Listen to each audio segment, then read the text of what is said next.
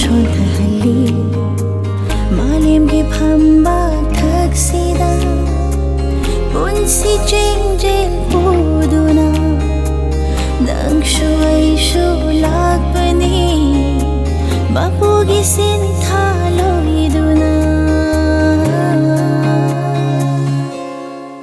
nongmadi khongdoi hullari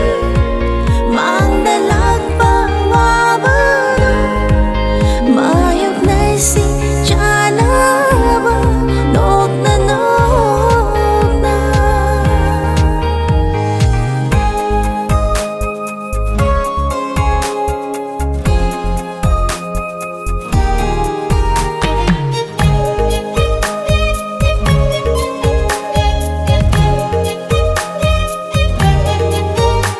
mitluda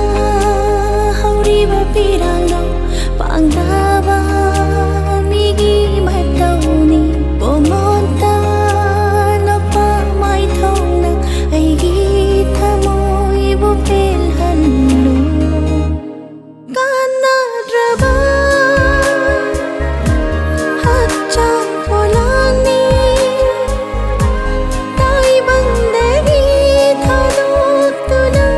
Chitra ay githawai mangadi lengana legani nalata ay sinanta dini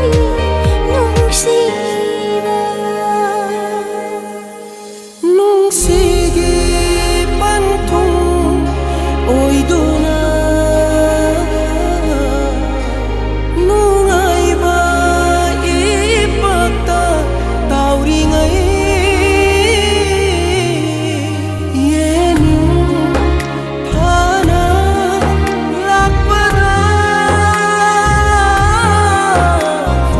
fairat thakta tumlingay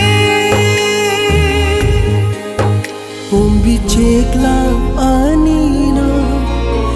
mapangkay na ramit kuta pumbicek lang anina